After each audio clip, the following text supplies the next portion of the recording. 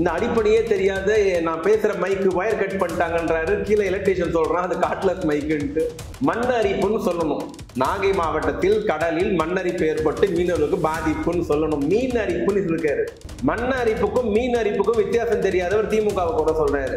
தெரியுமா ப்ரோ, இங்க ஒரு ரயில்வே தொழிற்சாலை இருந்தது, திமுக ஆட்சி வந்து காணாம போயிடுச்சு. எதால சிரிக்கிறதுங்க? இந்த ரயில்வே தொழிற்சாலை 1930 வெள்ளக்காரன் காலத்திலேயே நாகப்பட்டினத்துல இருந்து திருச்சி பொன்மலைக்கு இடம் மாத்திட்டாங்க. எப்ப நடந்தது? 30. இந்தியா சுதந்திரம் வாங்குறதுக்கு முன்னாடி. ஒரு மைக்கு பிடிச்சி எங்க போய் சொல்றாரு நாங்க மாத்திட்டோம்ட்டு. ஒரு அளவு இருக்கு வேணாம். மலையாளத்துல தலைவருக்கு அழகா? யாரோ எழுதி கொடுத்தத ஸ்கிரிப்ட தப்பா பேசி ஒளறி. அண்ணாவுடைய சித்தாந்தம், கொள்கை, கோட்பாடு தெரியுமா? வரலாறு தெரியுமா? அண்ணாவுடைய ஸ்பீச்சை கேட்டிருக்கீங்களா? அண்ணா எத்தனை புத்தகம் எழுதுறாரு தெரியுமா? எத்தனை புத்தகங்கள் தடை செய்யப்பட்டதுன்னு தெரியுமா? எதுவுமே தெரியாது. ஒளர்றாரு, நிதானம் இல்லாம ஒளர்றாரு, தப்பா பேசுறாரு, ராங்கா எழுதி கொடுக்குறாங்க, அப்படியே ஒப்பிக்கிறாரு. 2.5 மணி நேரம் இவர் நடிச்சு பணம் வாங்குறதுக்கே அந்த டைரக்டருக்கு அனுபவம் இருந்தாதான் கால் ஷீட் தருவேன்னு சொன்ன இந்த விஜய் தான் எந்த அனுபவம் இல்லாம 3 மாசத்துல நான் தான் அடுத்த முதலமைச்சர் சொல்லுகிறேன். எல்லாம் குரங்கு தொங்கும், ஷாக் கட்டி செத்து போயிட போகுது, கரண்ட கட் பண்ணுங்க. தமிழ்நாடு இந்தியாவிலேயே ஒரு கட்சி தலைவர் வரும்போது கரண்ட கட் பண்ணுங்கன்னு சொன்ன ஒரே கட்சியும் அந்த அறவேக்காடு கட்சி தான். சரி, எல்லாம் குரங்கு தொங்குதுன்ட்டு கரண்ட கட் பண்ணாங்க, ஒயர் மேல போகுதுன்ட்டு. வந்து அந்த தலைவர் என்ன பேசுறாரு? நான் வரத பார்த்து கரண்ட கட் பண்ணிட்டாங்க. இதே என்னடா நினைச்சிட்டு இருக்கீங்க எல்லாருமே? தமிழ்நாட்டு மக்கள் பைத்தியமா? இல்ல நாங்க பைத்தியமா, நீங்க பைத்தியமா? உங்க கட்சி மாவட்ட செயலாளரை வந்து லெட்டர் எழுதி கொடுத்து கரண்ட கட் பண்ணுன்னு சொல்லுவாராம். சரி, ஏதாவது அசம்பாவிதம் நடந்துடக்கூடாதுன்னு அரசாங்கம் அந்த கோரிக்கையை ஏற்று கரண்ட கட் பண்ணுமா? ஆனா இவர் வந்து மேல இன்னும் பாத்தீங்களா, நான் பிரச்சாரத்துக்கு வந்திருக்கேன், கரண்ட கட் பண்ணிட்டாங்கன்னு பேசுவாராம். என்னங்க இது? 10 சீட்டா 6 சீட்டா 20 சீட்டா இருக்க அந்த கூட்டணி இல்லை. இது கொள்கை கூட்டணி, கோட்பாடான கூட்டணி. மதவாதத்தை எதிர்க்க வேண்டும், பாகிசத்தை எதிர்க்க வேண்டும், சமூக நீதியை காப்பாற்ற வேண்டும், தமிழ்நாட்டை வளர்ச்சி பாதைக்கு அழைத்து செல்ல வேண்டும். இது பெரியாரின் மண், இங்க மதவாதம் தலை தூக்க கூடாதுன்னு ஒத்த கருத்துள்ளவர்கள்லாம் இந்த பக்கம் நிற்கிறாங்க. இந்த சீட்டுக்கு யார் போக போறா? ஆனா திருமாவளவனுடைய பேச்சு அவர் எவ்வளவு அழகா பேசியிருக்காரு. அவரு இந்த தேர்தல் எப்படி அணுகணும், என்ன நோக்கம், என்ன தேவை இருக்கு, அதை பத்தி அவர் பேசுறாரு. அதுதான் காங்கிரசும் பேசுகிறது, அதுதான் பொது உடைமை இயக்கமும் பேசுகிறது, அதுதான் இஸ்லாமிய இயக்கங்களும் பேசிக் கொண்டிருக்கிறது. இவங்க நான் ஆட்சியை பிடிப்பேன்னு சொன்னா என்ன சொல்லணும்? என்னுடைய கொள்கை கோட்பாட்டை சொல்லணும், அரசு திட்டங்களை தருவேன்னு சொல்லணும். போற இடத்துல திமுக கூட்டணியோட அப்ப உங்ககிட்ட பலம் இல்லையா?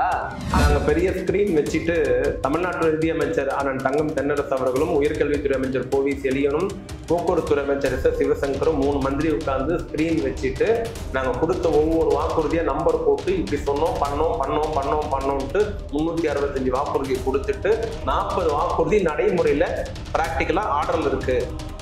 365 40 சொல்லிட்டோம்.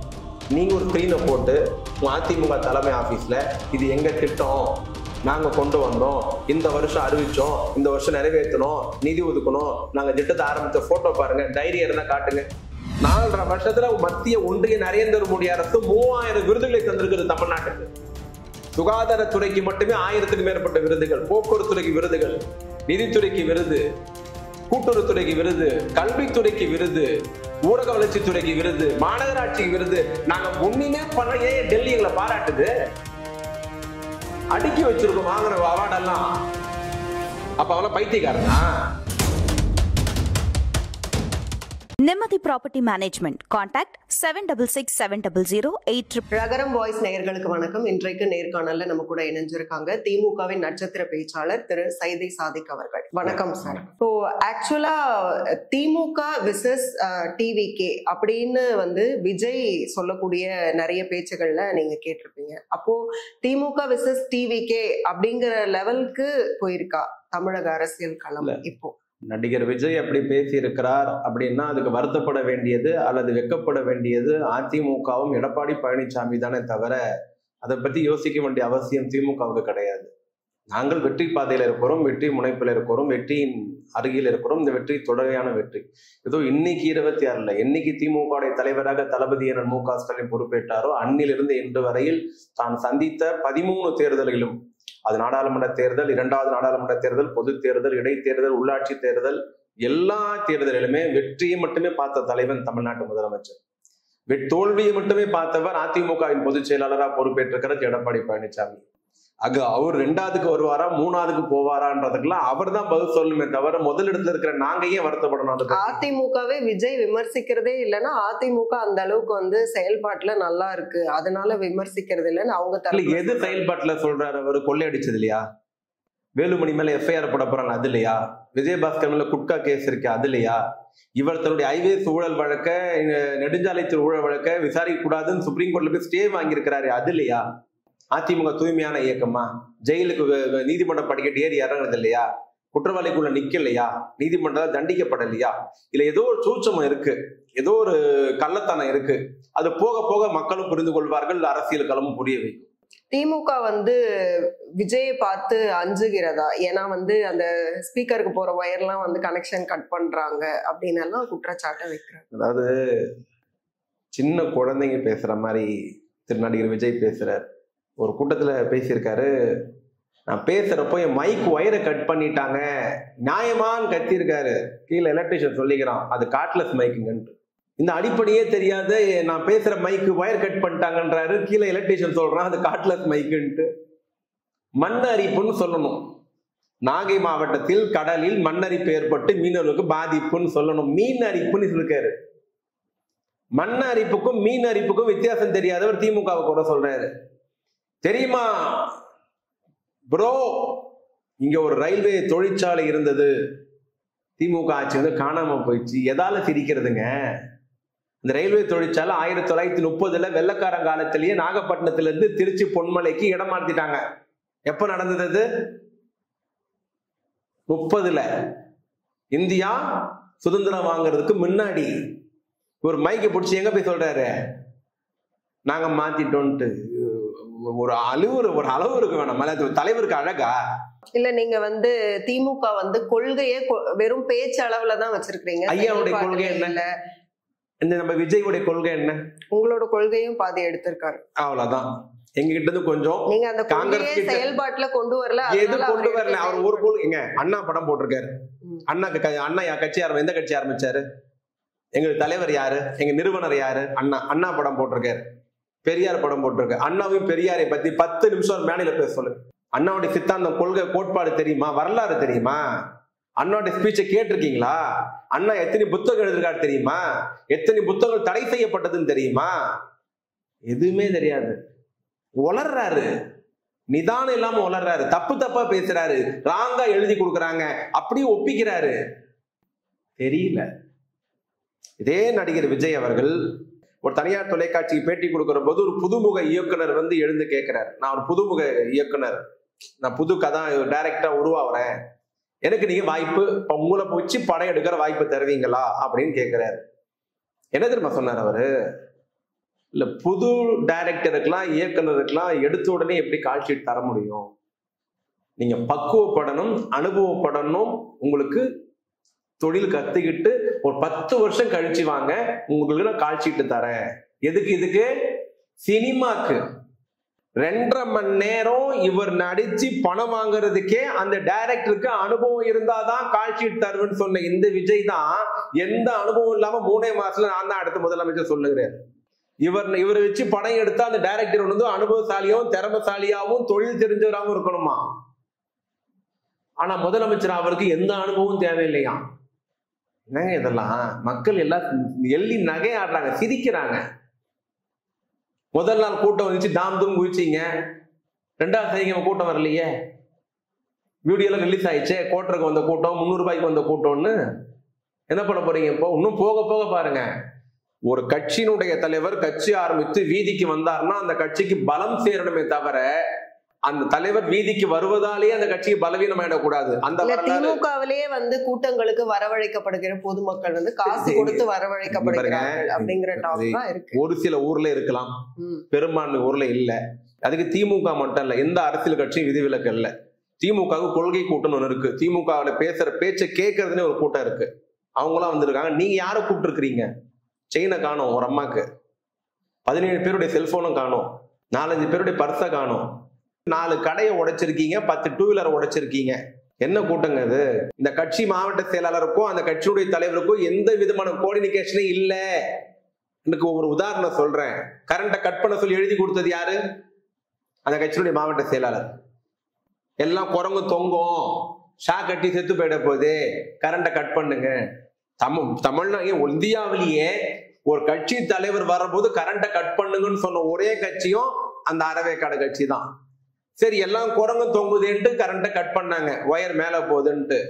வந்து அந்த தலைவர் என்ன பேசுறாரு? நான் வரத பார்த்து கரண்ட கட் பண்ணிட்டாங்க. இதே என்னடா நினைச்சிட்டு இருக்கீங்க எல்லாமே? தமிழ்நாட்டு மக்கள் பைத்தியமா? இல்ல நாங்க பைத்தியமா, இல்ல நீங்க பைத்தியமா? உங்க கட்சி மாவட்ட செயலாளரை வந்து லெட்டர் எழுதி கொடுத்து கரண்ட கட் பண்ணுன்னு சொல்லுவாராம். சரி, ஏதாவது அசம்பாவிதம் நடந்துடக்கூடாதுன்னு அரசாங்கம் அந்த கோரிக்கையை ஏற்று கரண்ட கட் பண்ணுமா? ஆனா இவர் வந்து மேடையில பாத்தீங்களா, நான் பிரச்சாரத்துக்கு வந்திருக்கேன், கரண்ட கட் பண்ணிட்டாங்கன்னு பேசுவாராம். என்னங்க இது? யாரை ஏமாத்துறீங்க? யாருக்கு அதுல பூ சுத்துறீங்க? சினிமா பில்டப்லாம் இங்க எடுபடுமா? இது முழுக்க முழுக்க ஜோக்கர் கூட்டம். விஜய்க்கு வந்து நிறைய அடுத்த கேள்வி கேட்கலாம். வெறும் அவருக்கே இவ்வளவு கேள்வி செலவு பண்ணீங்கன்னா அவ்வளவு ஒர்த்து இல்ல அவரு. இல்ல அப்படி நீங்க வந்து அவர் வந்து அதுக்கு ஒரே விஷயம், அதுக்கு ஒரே ஒரு பானை சோறுக்கு ஒரு சோறு பதம். கரண்ட கட் பண்ண சொன்னது அந்த கட்சி தான். கட் பண்ண பிறகு கட் பண்ணலாமான்ட்டு மக்களை பார்த்து கேட்டதும் அந்த கட்சி தான். ஏடிஎம்கே பிஜேபியோட கூட்டணி வச்சிருக்கு. காவி நிறம் தான் வந்து மக்களோட வளர்ச்சியை வந்து தடுக்கக்கூடிய ஒரு விஷயம். ஏடிஎம்கே அவங்களோட கூட்டணி வச்சிருக்காங்க. ஆனா விஜய் சொல்லக்கூடியது என்னன்னா, மறைமுகமாக நீங்க வந்து அவங்களோட ஒரு உறவு வச்சிருக்கீங்க. விஜய் வீட்டுல ரைடு நடந்தது. தினத்தந்தியில 8 கால் செய்தி முதல் பக்கத்துல, நடிகர் விஜய் வீட்டுல ரைடுன்ட்டு. அவர் கழுத்துல கை போட்டு கூட்டு போய் வண்டியில உட்காரிச்சு விசாரணை கூட்டு போனாங்க. பல கோடி சொத்துகள் பறிமுதல், சொத்து பத்திரங்கள் பறிமுதல், பணம் பறிமுதல் சொன்னாங்க. அந்த வழக்கு என்னாச்சு? எப்படி இடியும் இன்கம் டேக்ஸும் சிபியும் திமுக மேலையும் காங்கிரஸ் மேலையும் ஆம் ஆத்மி மேலையும் கம்யூனிஸ்ட் மேலையும் மம்தா பானர்ஜி கட்சி மேலையும் பாயும், இது என்னாச்சு? அதான் கேட்கறோம், என்னாச்சு? யார் கள்ளத்தனம்? இது ஒன்னும் ஒரு உதாரணம் போதாத? நீங்க நியாயஸ்தானா? நீங்க நியாயமானவரா? நீங்க ஊழல் பத்தி நீங்க பேசலாமா? தமிழ்நாட்டுல கார் வாங்கினா அதிகம் டாக்ஸ் கட்டணும்னு பாண்டிச்சேரியில கார் வாங்கினது யாரு? அந்த காருக்கு வரி கட்டணும்னு தமிழ்நாடு அரசாங்கம் அப்ப இருந்தார், பழைய அரசாங்கம் போட்டோம்னா வரி கட்ட மாட்டேன்னு கோர்ட்டுக்கு போனது யாரு? ஒரு நடிகரா இருந்துட்டு நீ எல்லாம் முன்னுதாரணமா இருக்கிறோம், இந்த மாதிரி பிராடுத்தனம் பண்ணலாமா, வரிய ஒழுங்கா கட்டு நீதிமன்றம் காரி துப்புனது யார? மல்லாந்து படுத்து காரி துப்புறீங்க. அந்த எச்சம் உங்க மேலதான் படும். நீங்க தமிழ்நாட்டு மக்கள் அட்வைஸ் பண்ணுவீங்களா? நீங்க ஊழலற்ற ஆட்சி தருவீங்களா? வாங்கின காரை தமிழ்நாட்டுல வாங்காம பாண்டிச்சேரியில வாங்கியிருக்கீங்க.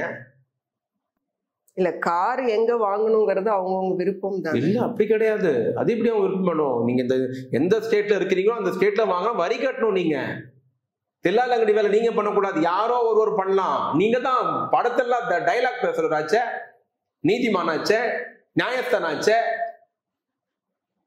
திமுகவோட கூட்டணி கட்சிகள் விவகாரம், அதாவது கிட்டத்தட்ட காங்கிரஸ் வந்து குரல் எழுப்பி இருக்கு. அடுத்து விசிகே வந்து குரல் எழுப்புது, உரிமை குரல் எழுப்புறாங்க.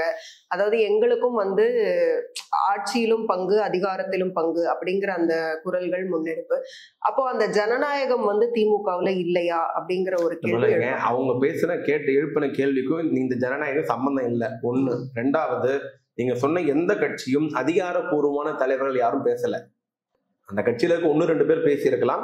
அதற்கு நானும் திமுக அதிகாரப்பூர்வமா யாராவது பேசினாலும் அதுக்கான தகுந்த விளக்கம் தரப்படும்.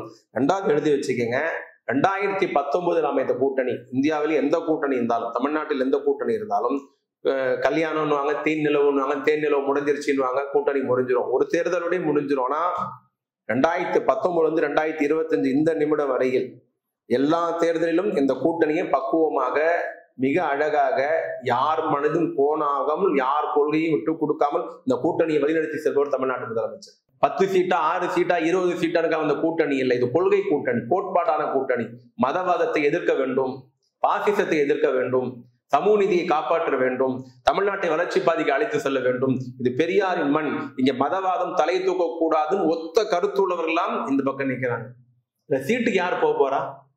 ஆனா திருமாவளவனுடைய பேச்சு அவர் எவ்வளவு அழகா பேசியிருக்காரு. அவரு இந்த தேர்தல் எப்படி அணுகணும், என்ன நோக்கம், என்ன தேவை இருக்கு, அது பத்தி அவர் பேசுறாரு. அதுதான் காங்கிரசும் பேசுகிறது, அதுதான் பொது உடைமை இயக்கமும் பேசுகிறது, அதுதான் இஸ்லாமிய இயக்கங்களும் பேசிக் கொண்டிருக்கிறது. இவங்க எனக்கு அதாவது நான் ஆட்சியை பிடிப்பேன்னு சொன்னா என்ன சொல்லணும்? என்னுடைய கொள்கை கோட்பாடை சொல்லணும், அரசு திட்டங்களை தருவேன்னு சொல்லணும். போற இடத்துல திமுக கூட்டணி உடையனா அப்ப உங்ககிட்ட பலம் இல்லையா? இது உடைஞ்சாதான் உங்களுக்கு பலமா? எங்க திமுக கூட்டணி உடைய நீங்க ஓபிஎஸ் வெளியே போயிட்டாரு, திமுக கூட்டணி உடைய நீங்க ராமதாஸ் வெளியே போயிட்டாரு, திமுக கூட்டணி உடைய நீங்க விஜயகாந்த் அந்த அம்மா வெளியே வந்துருச்சு. ஒரு கட்சியினுடைய தலைவர் சுற்றுப்பயணம் கிளம்பினார்னா அந்த கட்சிக்கு பலம் சேரணும். சுந்தரா டிராவல்ஸ் மாதிரி எடப்பாடி பழனிசாமி பஸ்ஸை எடுத்து கிளம்பினாரு, ஒவ்வொரு நாள் ஒவ்வொருத்தர் கைண்டு வந்துட்டாங்களே. அது அதிமுகன்றது எம்ஜிஆர் இருந்த போது வரைக்கும், ஜெயலலிதா இருந்த வரைக்கும் அது எல்லா கம்யூனிட்டி சேர்ந்தவங்களும் அந்த கட்சியில இருந்தாங்க. ஆனா இப்ப அந்த கட்சி ஒரு சாரார நோக்கி போயிடுச்சு.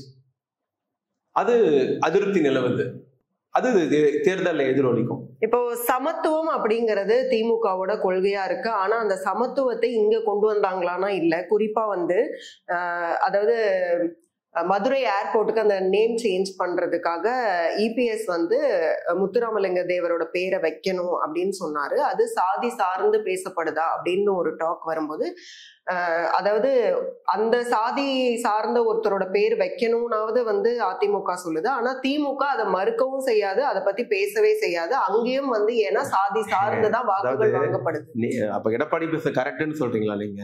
எங்க கருத்து அப்புறம் இருக்கட்டும். கூட பயணிக்கிறவங்க, கூட இருக்கிறவங்க, எடப்பாடி முதலமைச்சர் ஆகணும் நேற்று வரைக்கும் பேசுறவங்க, அவங்க எதிர்க்கிறாங்களே. அப்ப கூட இருக்கிறவங்களே ஏத்துக்க முடியாத ஒரு கருத்தை நாங்க என்ன சொல்லணும்னு நினைக்கிறீங்க?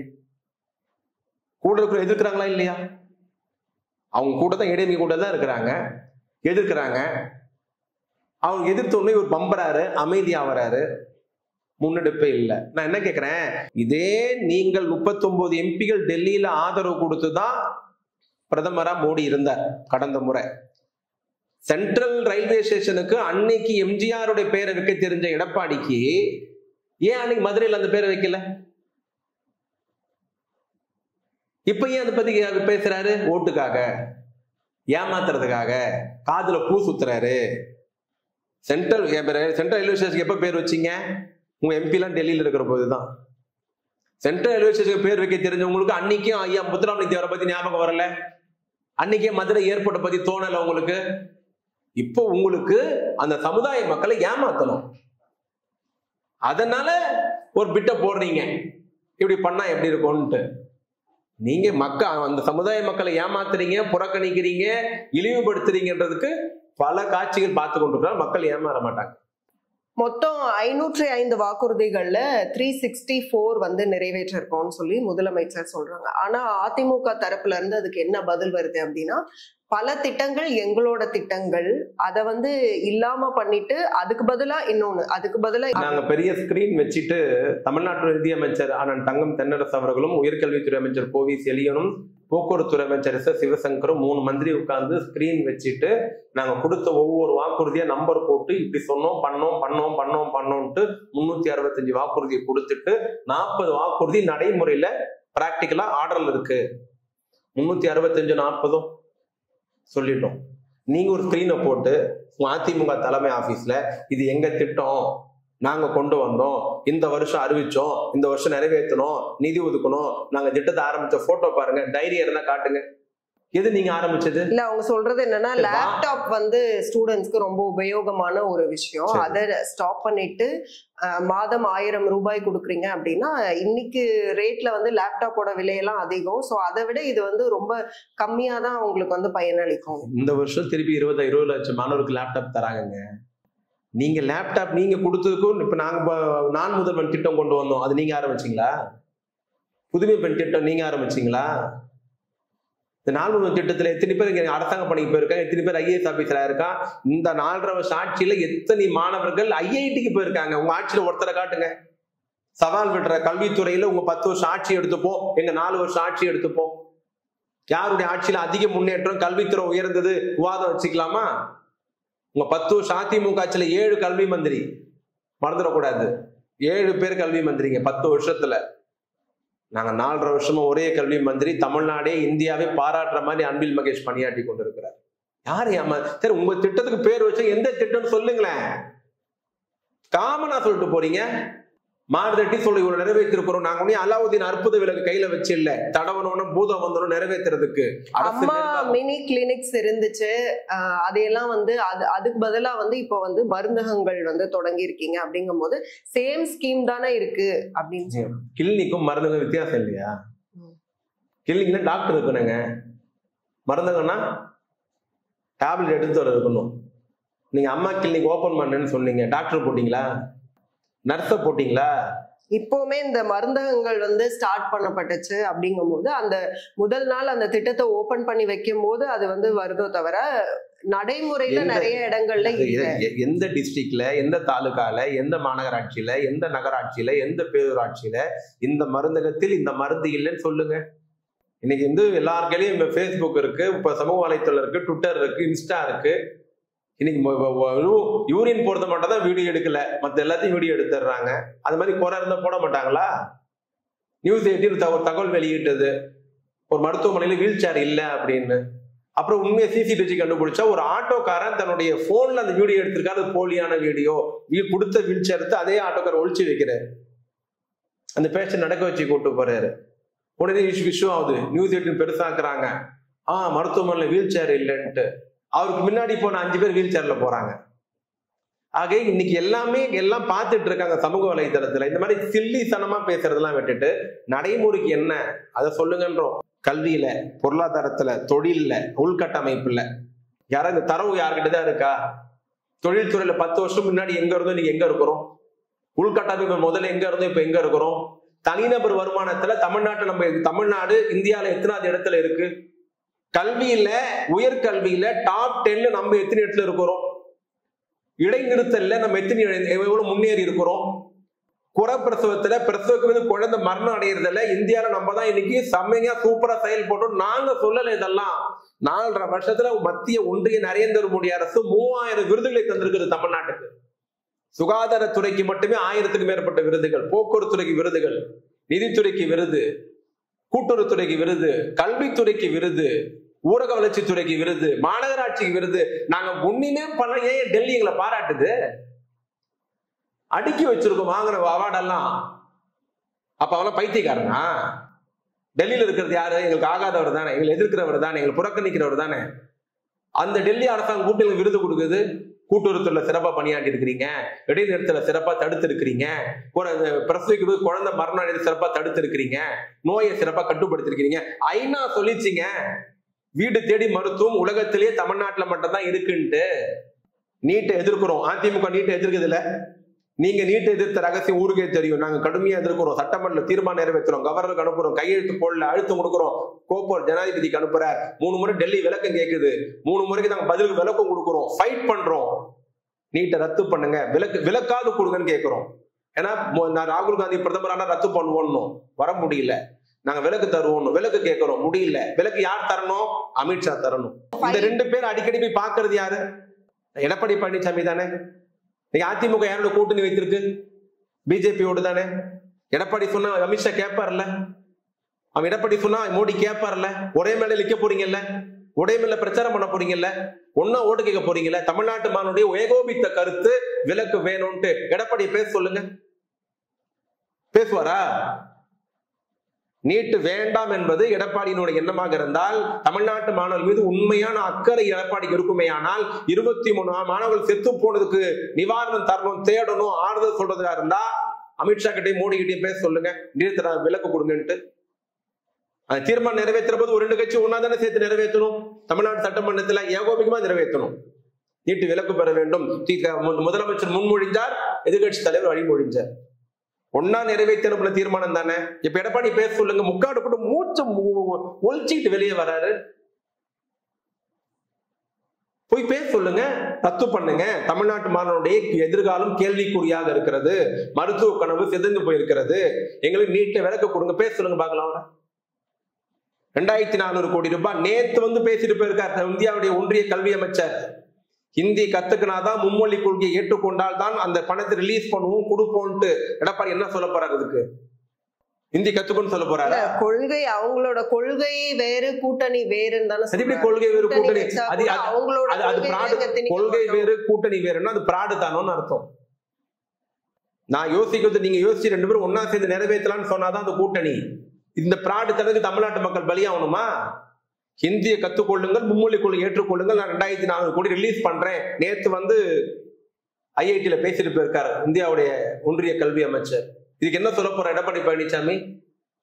உங்க ஸ்டாண்டு வேற, அவர் ஸ்டாண்டு வேற, 2 பேரும் ஒரே மேடையில் நிற்பீங்க. நீங்க இருமொழி கொள்கை என்னவீங்க, அவர் மும்மொழி கொள்கை என்னவாரு, ஆனா ஒன்னா ஓட்டு கேட்பீங்க. நீ ஹிந்தி ஏத்துக்க மாட்டேன்னுவீங்க, அவர் ஹிந்தி படிச்சே தீரணும்னுவாரு, ஆனா ஒன்னா ஜீப்ல வருவீங்க. என்ன சார் இது கதையாது? அவர் நேற்று சொல்லிட்டு போறாருங்க, பணத்தை ரிலீஸ் பண்ண மாட்டோம், கொடுக்க மாட்டோம், ஹிந்தியை கத்துக்கோ, ஹிந்தி படிக்கிறேன்னு சொல்லு, மும்மொழி கொள்கையில கையெழுத்து போடுன்ட்டு. இவருடைய ஆளுமை தலைவராச்சு. அப்படியே பேச சொல்லுங்க பார்க்கலாம். தமிழ்நாடு நீ இப்படி பேசுறது தப்பு, நான் இந்தியாவுடைய ஒன்றிய கல்வி அமைச்சரை கண்டிக்கிறேன், அறிக்கையோட தைரியம் இருக்கா? 2100 கோடி ரூபாய் 100 நாள் வேலை வாய்ப்பு திட்டத்துல இன்னும் பணம் கொடுக்கல. தம்பிதுரை பார்லிமெண்ட்ல பேசுவாரா? ஜி.கே. வாசன் தான் பேசுவாரா? இல்லையே. சுயநலத்துக்காக தமிழ்நாட்டு மாணவருடைய மக்களின் எதிர்காலத்தை இல்ல, அதாவது திமுகவுக்கு ஏதாவது ஒரு பிரச்சனை அப்படின்னாவே மத்திய அரசை தான் குற்றம் சொல்றாங்க. அதாவது நான் சொல்றேங்க, போற போது பொதுவா நான் 3 விஷயம் சொல்லியிருக்கேன். அது திமுக பிரச்சனையா இல்ல தமிழ்நாட்டுடைய பிரச்சனையா? நீட்டு விலக்கு கேட்கறது திமுகவுடைய பிரச்சனையா தமிழ்நாட்டு மக்களுடைய பிரச்சனையா? நீட்டு விலக்கு கேட்கறது திமுகவுடைய பிரச்சனையா தமிழ்நாட்டு மாணவர்களுடைய பிரச்சனையா? மும்மொழி கொள்கை என்பது இருமொழி கொள்கைக்கும் சண்டை. நாங்க கேட்கறது திமுகவுக்கு மட்டும் கேட்கறோமா, தமிழ்நாட்டுக்கு கேட்கறோமா? 100 நாள் வேலை வாய்ப்பு திட்டத்தை 2000 கோடி ரூபாய் பணம் ரிலீஸ் பண்ணுங்க. திமுக கேக்குதா, தமிழ்நாட்டு மக்களுக்கு கேக்குதா? இதுல எது திமுக, எது தமிழ்நாட்டு மக்களுக்கு சம்பந்தம் இல்லாத விஷயம்? இங்க முதல்ல நேரு பிரதமரா இருந்தார், சாஸ்திரி இருந்தார், இந்திரா காந்தி இருந்தாங்க, ராஜீவ் காந்தி இருந்தாங்க, மொராரி தேசாய் இருந்தாரு, வாஜ்பாய் கூட பிரதமரா இருந்தாரு. இவங்க கூட நாங்க தமிழ்நாட்டுல அரசியல் பண்ற போது அவங்க எப்படி அரசியல் பண்ணாங்கன்னா, திமுகவை எதிர்த்து அரசியல் பண்ணாங்க. நேரு நான்சென்ஸ் தமிழ்நாட்டு மக்களை பார்த்து சொன்னாருன்னு அண்ணா கருப்பு கொடி காமிச்சார் நேருவுக்கு. அதே அண்ணா பார்லிமெண்ட்ல நேருவை பார்த்து சொன்னார், நீங்க கட்டி முடிக்கப்பட்ட கோபுரம், நான் கொட்டி கிடக்கிற செங்கல் கல்லுன்னு. இந்திரா காந்தி உறவுக்கு கை கொடுப்போம், உரிமைக்கு கொள்ளு கொடுப்போம் கலைஞர் சொன்னாரு. இதே இந்திரா காந்தி எமர்ஜென்சி கொண்டு வந்தாங்க, கலைஞர் எதிர்த்தாரு. அந்த அம்மா திமுகவை தான் நெருக்கடி கொடுத்தது, திமுகவை அழிக்கணும் இல்ல முடக்கணும்னு நினைச்சது. ராஜீவ் காந்தி வந்தாரு, தடா சட்டம் கொண்டு வந்தாரு. அந்த தடா சட்டம் திமுகவுல முன்னணி தலைவர் பாய்ந்தது. அந்த நெருக்கடி திமுக மட்டும் தான் இருந்தது. வாஜ்பாய் வந்தாரு, ஜெயலலிதா கூட்டணியில பொட்டா கொண்டு வந்தாரு. அண்ணன் வைகோல கைது பண்ணாங்க, எல்லாம் உள்ள போனாங்க. அது எங்களை தான் குறி வச்சு தாக்கப்பட்டது. முதல்ல இருந்த பிரதமர்களுக்கெல்லாம், அன்னைக்கு இருந்த மத்தியில் ஆட்சியாளர்களுக்கெல்லாம் திமுகவுக்கும் அவங்களுக்கு தான் சண்டை இருந்தது, திமுகவுக்கு அவங்களுக்கு தான் விரோதம் இருந்தது, திமுக அவங்களுக்கு தான் அரசியல் பகை இருந்தது. ஆனால் இந்த பிரதமர் மட்டும்தான், இந்த ஒன்றிய அரசு மட்டும்தான் திமுகவை பகையா பார்க்கல, திமுக தலைவரை பகையா பார்க்கல, ஒத்துமொட்ட தமிழ்நாட்டையே பகையா பார்க்கிறது. அப்புறம் ஏன் வெள்ளை கொடை பிடிச்சீங்கன்னு கேக்குறேன். யார் வெள்ளை கூட பிடிச்சது? கோபேக் மோடி இப்ப கூட போட்டு என்ன வெள்ளை கூட பிடிச்சா என்ன உங்களை வரவேற்கிறேன்னு அர்த்தமா?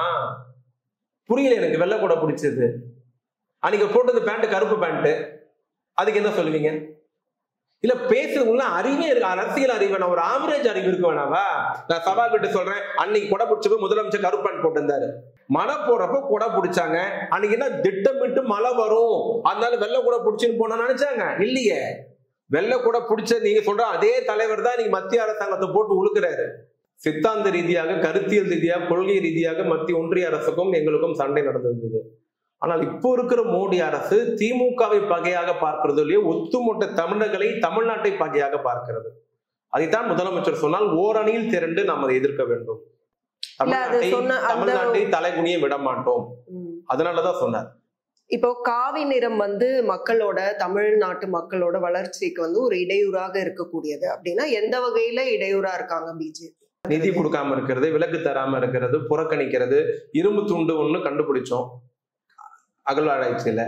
அந்த இரும்பு துண்டு தாம உலகம் மனிதன் தோன்றிய காலத்தில் இரும்பை முதலில் பயன்படுத்தியது தமிழன் தான்ட்டு முதலமைச்சர் பாராட்டி அறிக்கை வெளியிட்டாரு. எல்லா தமிழனும் சந்தோஷப்பட்டாங்க. உலக தமிழுக்கு எல்லாம் பெரிய மகிழ்ச்சி வந்தது. அது அமெரிக்கா லேபுக்கு அனுப்புறோம், லண்டனுக்கு அனுப்புறோம், டெல்லிக்கு அனுப்புறோம். அமெரிக்கா லேபு உண்மை பாராட்டு சான்றிதழ் தருது, பிரிட்டன் லேபு உண்மை பாராட்டு சான்றிதழ் தருது.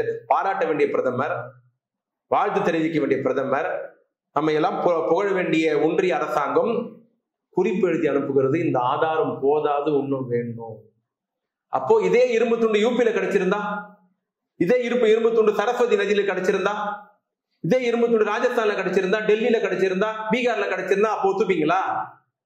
அப்ப தமிழ்நாட்டில இருந்து கிடைக்கிற ஒரு வரலாற்று பொக்கிஷத்தை, வரலாற்று பெயரை, சிறப்பை உங்களால் தாங்கிக் கொள்ள முடியலன்னா அதுதான் சொல்றோம், தமிழ்நாட்டை தலைகுனிய விட மாட்டோம், நாங்கள் போராடுவோம். முக்கியமான ஒண்ணு என்னன்னா 3 language பாலிசி. 3 language பாலிசி வரும்போது அப்போ 3 லாங்குவேஜ் இங்க இருக்கிற மக்களுக்கு தெரியும், இன்னும் கொஞ்சம் நாலேஜ் வளரும் அப்படிங்கறதா அவங்களோட பாயிண்ட்.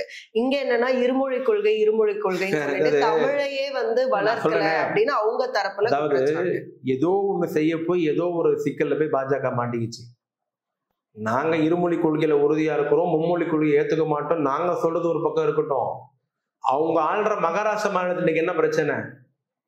அங்க மும்மொழி கொள்கைன்னு சொன்னாங்களா? இந்திய படிக்கணும்னு சொல்லிட்டு ஏன் 24 மாநிலம் வாபஸ் வாங்கினாங்க?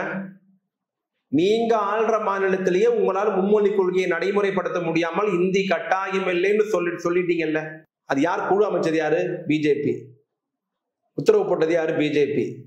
நடைமுறைப்படுத்தணும்னு சொன்னது யாரு? பிஜேபி. மிரட்டுறது யாரு? பிஜேபி. மகாராஷ்டிரா யார் ஆள்றா? பிஜேபி. ஆனா அங்கேயே உங்களால் அதை நடைமுறைப்படுத்த முடியவில்லை. நீங்க ஆள்ற மாநிலத்திலேயே உங்களால மும்மொழி கொள்கை, இந்தி கட்டாயம் இல்லை, தேவைப்பட்டால் படித்துக் கொள்ளலாம், நீங்க பல்ட்டி அடிப்பீங்க. அங்க போய் உங்க அறிக்கையை முதல்ல அங்க போய் கொடுங்க, அங்க நடைமுறைப்படுத்துங்க. ஏன் அறிவிச்சு ஏன் பல்ட்டி அடிச்சீங்க? ஏன் பின்வாங்கினீங்க? இப்ப மராட்டியனுக்கு இருக்கிற அதே உணர்வு தமிழனுக்கு இருக்காதா? என்னங்க இது? போஜ்புரி சொந்த மொழி பீகாருக்கு, உத்தரப்பிரதேசத்துல, ஜார்க்கண்டுக்கு அந்த மொழி இருக்கா? இப்போ ஒரியா மொழி நீங்க என்ன கண்டிஷன்ல இருக்கு? ஒரியா மொழி செத்து போன மாதிரி, போஜ்பூரி மொழி செத்து போன மாதிரி, மராட்டி மொழி செத்து கொண்டிருப்பதை போல் தமிழ்நாட்டை சாக விட மாட்டோம் என்பதற்காக தான் நாங்கள் சொல்லுகிறோம், எங்களுக்கு இருமொழி கொள்கை போதுமானது. இருமொழி கொள்கையில படிச்ச ஐயா மயில்சாமி அண்ணாதுரை தான் சாதித்தார். இருமொழி கொள்கையில படிச்சதான் அண்ணா சாதித்தார். இருமொழி கொள்கையில படித்ததுதான் தலைவரானார்கள், வெங்கட்ராமன் உட்பட சொல்லுகிறேன். ஹிந்தின்னு மட்டும் இல்லாம எனி லாங்குவேஜ், தேர்ட் லாங்குவேஜ் அரசு பள்ளிக்கூடங்களை தவிர்த்து தமிழ்நாட்டுல 72,000 தனியார் பள்ளிக்கூடங்கள் இருக்கிறது. 72,000 தனியார் பள்ளிக்கூடத்தில் குறைஞ்சபட்சம் 10 லட்சத்துக்கும் மேற்பட்ட குழந்தைகள் படிக்கிறது. அந்த 10 லட்சம் குழந்தைகளும் 3வது மொழியை பயின்று கொண்டுதான் இருக்கிறார்கள். அதை திமுக எதிர்க்கவே இல்லை. இந்த முட்டாள் கிட்ட போய் சொல்லுங்க, இந்த முட்டாளுங்கிட்ட போய் சொல்லுங்க, இந்த அறிவுஜீவி கிட்ட போய் சொல்லுங்க, நாங்கள் 3வது மொழி படிப்பதை பிரெஞ்சு படிச்சுக்கோ, சமஸ்கிருதம் படிச்சுக்கோ, தெலுங்கு, கன்னடம், ஒரியா எது வேணாலும் படிச்சுக்கோ, அரசு மாணவர்களுக்கு தேவையில்லைன்றோம். உங்களுக்கு தேவையா? இந்தியாவில் நீங்க பழைப்பீங்களா? இந்தியால பானிபூரி விற்பீங்களா? இந்தியா ரயில்வே ஸ்டேஷன்ல டீ விற்பீங்களா? இந்தியால கட்ட தொழில் போவீங்களா? தாராளமா போய் ஹிந்தி படிச்சுக்கங்க. யார் தடுத்தாங்கள?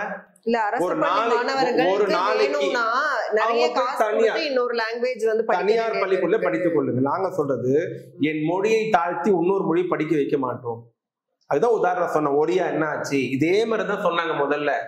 நீங்க சொல்றீங்கல்ல, ஆனா திமுக குழந்தைகள் சிபிஎஸ்இல படிக்கிறாங்க, 3 மொழி படிக்கிறாங்க. இதே டைலாக் தான் 25 வருஷம் 30 வருஷம் முன்னாடி ஒரியாவில் சொல்லப்பட்டது. இதே டைலாக் தான் ஜார்க்கண்ட்ல, யூபியில சொல்லப்பட்டது. இதே டைலாக் தான் மகாராஷ்டிராவில் சொல்லப்பட்டது. நல்லா தானே இருக்கு கேட்கறதுக்கு, நடைமுறைப்படுத்தினாங்க. இன்னைக்கு அவங்க தாய்மொழி எங்க இருக்கு? அந்த கண்டிஷன்ல தமிழ்நாடு வரணுமா? சொல்லுங்க, வரணுமா? உங்களுடைய தேவைக்கு நான் படிக்கணுமா? இல்ல, நான் ஏன் தேவைக்கு தான் படிப்பேன்றேன். பிரச்சனையே இப்ப அதுதான். உங்க தேவைக்கு நான் படிக்கணுமா? நான் ஏன் தேவைக்கு படிக்கணுமா? ஒரு வருஷத்துக்கு 5 லட்சம் பேர் இந்தி பிரச்சார சபால தமிழ்நாட்டுல இருக்கு, சென்னையில டி நகர்ல இருக்கு. ஒரு மாசத்துக்கு, ஒரு வருஷத்துக்கு 5 லட்சம் பேர் இந்தி படிச்சு வெளியே போறாங்க. நாங்க தடுக்கலையே. 72,000 தனியார் பள்ளிக்கூடத்துல தேர்ட் லாங்குவேஜ் இருக்கு, பிரெஞ்சு இருக்கு, சமஸ்கிருதம் இருக்கு, ஹிந்தி இருக்கு, எல்லாமே இருக்கு. நாங்க தடுக்கலையே. உங்களை படிக்க வேணாம்னு சொன்னோமா? ஆனால் ஐஐடிக்கு போனவெல்லாம் அந்த 72,000 ஸ்கூல்ல படிச்சது 3 மொழி படிச்சவன் இல்ல, இருமொழி படித்தவன் தான் போயிருக்கிறான். சாதித்தவன்லாம் இருமொழி கொள்கையை படித்தவன் தான். உலகத்துக்கு தமிழ், ஆங்கிலம் இருக்கிறது, தமிழ்நாட்டில் வாழ்வது தமிழ் இருக்கிறது. எங்க 3வதுக்கு எதுக்குங்க? சரி, ஓகே. இன்னொரு ஒரு விஷயம் என்னன்னா, எதிர்க்கட்சிகள் தரப்புல சொல்லப்படுறது இப்போ வந்து பொருளாதாரம் சார்ந்து பேசும்போது டேட்டா வந்து தமிழ்நாடு பொருளாதாரத்துல இவ்வளவு முன்னேறி இருக்கு அப்படின்னு சொல்லும் போதும் கூட வெளிநாடுகளுக்கு போய் அந்த ஈர்த்துட்டு வரக்கூடிய அந்த எவ்வளோ கம்பெனிஸ் வருது அந்த மாதிரி அந்த டீடைலிங் வந்து இல்லாம இருக்கு. அதுக்கு ஒரு வெள்ளை அறிக்கை கொடுங்க அப்படின்னு எதிர்க்கட்சி தலைவர் கேக்குறாங்க, நீங்க கொடுக்கல. 11 வருஷம் மோடி ஆட்சியில அவர் இந்தியாவில இருந்ததை விட வெளிநாட்டுல இருந்தது தான் அதிகம். இன்னைக்கு மோடி இந்தியாவுக்கு வரார் அப்படின்னு செய்தி போற அளவுக்கு இந்தியாவில் மோடி இருந்தாரு. அவர் போய் எத்தனை லட்சம் கோடி முதலீட்டை ஈர்த்து வந்தார்னு சொல்லுங்க. அந்த அரசு வெள்ளை அடிக்க வெளியிடுமா? பணியார சாப்பிட்றதுக்கு அமெரிக்காவுக்கு போனாரா எடப்பாடி பழனிசாமி? அவர் வெளிநாட்டுக்கு போயிட்டு வந்து எத்தனை முதலீடு ஈர்த்தாருன்னு சொல்ல முடியுமா? இதெல்லாம் பெரிய கொஸ்டினா. அடுத்த வாரம் சட்டமன்றம் கூட போகுது. முதலமைச்சர் தொழில்துறை அமைச்சர் எதிரில் உட்காந்துருப்பாங்க, எடப்பாடி எதிரில் உட்காந்துருப்பாங்க. கேட்க சொல்லுங்க. எவ்வளவு பேருக்கு நாங்க என்ன சொல்றது? இந்தியாவுடைய தேசிய கல்வி ஆணையம் தொழில் ஆணையம் சொல்லியிருக்க, இந்தியாவில் பெண்கள் அதிக வேலை செய்வது தமிழ்நாட்டில். தொழிற்சாலை வரணும் எப்படி வேலை செய்வாங்க? இந்தியாவில் அதிக தொழிலாளர்கள் வேலை தருவது முதல் மாநிலம் தமிழ்நாடு. தொழிற்சாலை வரணும் எங்க வேலை கொடுப்பாங்க? தெளிவா சொல்லிட்டேன். நாங்கள் சொல்வதை விட ஒன்றிய அரசாங்கம் சொல்லியிருக்கிறது, அதிக பெண்கள் வேலை செய்யற மாநிலம் இந்தியாவில் முதல் மாநிலம் தமிழ்நாடு. இன்னைக்கு டேட்டால தொழிலாளர்களுக்கு அதிக தொழிலாளருக்கு வேலை தருவது தமிழ்நாடு. தொழிற்சாலை வரணும்னா வேலை எப்படி தர முடியும்? இந்த அறிவு இருக்காதா உங்களுக்கு? சார் உங்களுக்கு இன்னும் ஃபுல் டேட்டா வேணுமா? ஆர்டிஐல போட்டு கேளுங்க. அரசியலுக்காக மேடைக்காக பேசணும்னா வேற. வேலைக்கு போனவனுக்கு தெரியும்ல, அந்த டிஸ்ட்ரிக்ட்ல தொழிற்சாலை ஆரம்பிச்சவனுக்கு தெரியும்ல. இவனுக்கு தெரிஞ்சு என்ன ஆக போகுது? இல்ல, பொதுமக்களுக்குமே அந்த டேட்டா வந்து எப்படின்னா ஒரு கிளியர் கட்டா இந்த நேற்று முன்தினம் தொழில்துறை அமைச்சர் மாண்புமிகு டிஆர்பி ராஜா பேட்டி கொடுத்திருக்கார். 100 பேர் வச்சு கேள்வி கேட்டிருக்காங்க. அவர் அழகா தெளிவா புரியுற மாதிரி சொல்லியிருக்காரு. அது எடப்பாடி பார்க்க சொல்லுங்க. மிக்க நன்றி. அதாவது இவ்வளவு நேரம் டைம் ஸ்பெண்ட் பண்ணி நிறைய விஷயங்கள் வந்து திமுக சார்ந்து திமுக என்ன செய்து இருக்கிறதுன்னு பேசியிருக்கீங்க. மிக்க நன்றி.